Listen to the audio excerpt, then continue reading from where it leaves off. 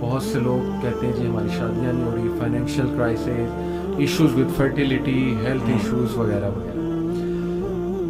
ابو ذر غفاری رضی اللہ عنہ کہتے ہیں کہ نبی صلی اللہ علیہ وسلم نے فرمایا Indeed I know a verse to which if the people held on it would be sufficient for them۔ صحیح حدیث کون سی ورس؟ وَمَن يَتَّقِ اللَّهَ يَجْعَل لَّهُ مَخْرَجًا وَيَرْزُقْهُ مِنْ حَيْثُ لَا يَحْتَسِبُ وَمَن يَتَوَكَّلْ عَلَى اللَّهِ فَهُوَ حَسْبُهُ۔ اور ابن عباس رضی اللہ عنہ کہتے ہیں کہ رسول اللہ صلی اللہ علیہ وسلم نے کہا after reciting the above verse, if the people were to apply this verse in their daily lives, they would be free from all the doubt and distress of the world, the distress of death and the distress of the doomsday۔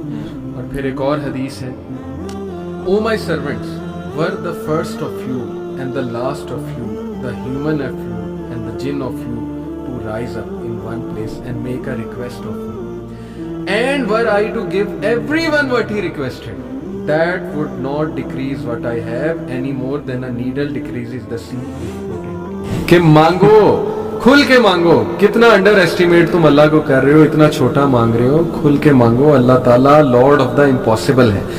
میں یہاں پر ایک واقعہ سنانا چاہتا ہوں دل کو نرم کرنے کے حوالے سے، اسی آیت سے ریلیٹڈ مجھے یاد آیا۔ ڈاکٹر ایشان کا واقعہ ہے اور مفتی مینک نے غالباً سنایا تھا، یا بہرحال واقعہ اوتھینٹک ہے، یوٹیوب پر بڑا مشہور یہ واقعہ۔ ڈاکٹر ایشان ایک نیورو سرجن ہے اور وہ فلائی کر رہے تھے غالباً سعودیہ سے کسی کنٹری میں، بہرحال کسی کنٹری سے دوسری کنٹری جا رہے تھے۔ راستے میں کہتے ہیں کہ بہت طوفان، ٹھنڈر، موسم بڑا خراب ہو گیا، جہاز ایک جگہ رک گیا ایک ایئرپورٹ پہ بیچ میں۔ میں نے بڑی ریکویسٹ کی کہ یار مجھے پہنچنا ہے وہاں، میرا بڑا امپورٹنٹ کمٹمنٹ ہے، آپریشن ہے وغیرہ وغیرہ۔ تو پائلٹ نے کہا کہ نہیں ہم نہیں لے جا سکتے، آپ یہ ہے کہ کوئی کار کرا کے، جیپ کرا کے چلے جائیں، وہ قریب ہی ہے جگہ، اتنی کوئی دور اب نہیں رہی۔ کہتے ٹھیک ہے، ہم نے گاڑی کرائی، گاڑی کرا کے ہم جا رہے ہیں تو طوفان مزید تیز ہو جاتا ہے اور ہم اتفاقاً ایک گھر کے سامنے رکتے ہیں۔ وہاں پہ میں نوک کرتا ہوں تو ایک بوڑھی اماں باہر نکلتی ہے، بڑی کائنڈ تھی۔ ہم نے اسے کہا جی ہمیں اندر آنے دیں، بارش بہت ہے، ہم ذرا تھوڑا دیر رک کے چلے جائیں گے۔ ہم نے اپنے آپ کو فریش کیا، دیکھتے کیا ہے کہ ایک بچہ زمین پر لیٹا ہوا ہے گدے پر، اور وہ بوڑھی اماں بار بار اس کے سر کو دبا رہی ہے اور بڑا پریشان ہے اس کے بارے میں۔ کہتے میں نے پوچھا کہ کیا مسئلہ ہے اس بچے کو، تو انہوں نے کہا کہ اس کا کوئی برین کا مسئلہ ہے یا ایسی کوئی پرابلم ہے جو بہت مشکل ہے یہاں کے ڈاکٹرز کے لیے۔ تو انہوں نے کہا مجھے بتائیں، میں بھی ڈاکٹر ہوں، میرے بڑے واقفیت ہے۔ تو بوڑھی عورت نے کہا کہ ہاں ہمیں ڈاکٹرز نے ایک بڑے مشہور ڈاکٹر کا نام بتایا، تو لیکن یہ کہ نہ میرے پاس ریسورسز ہیں، نہ میں کوئی مطلب کانٹیکٹ کر سکتی اس سے، یہ بچہ یتیم بھی ہے، میں اس کی دادی ہوں، اس کی ٹیک کیئر کر رہی ہوں۔ اس نے کہا مجھے بتائیں، میں اس ڈاکٹر کا پتہ کروں گا۔ You have been so kind to me. She said کہ ڈاکٹر ایشان۔ اللہ اکبر۔ وہ کہتے ہیں کہ اسی وقت مجھے رونا آ گیا، اور انہوں نے کہا کہ آپ کیا مطلب کر رہی تھی، آپ اللہ سے دعائیں کر رہی تھی، کیا تھا ایسا کہ اللہ مجھے یہاں پر لے آئے؟ ہی سیڈ کہ پتہ نہیں، میں تو بس استغفار بہت کرتی تھی، استغفر اللہ استغفر اللہ، اور میں اللہ سے کہتی تھی کہ اللہ ہم تو نہیں جا سکتے، بس کسی طرح تو ذریعہ بنا دے، بچہ تیرے سامنے ہے۔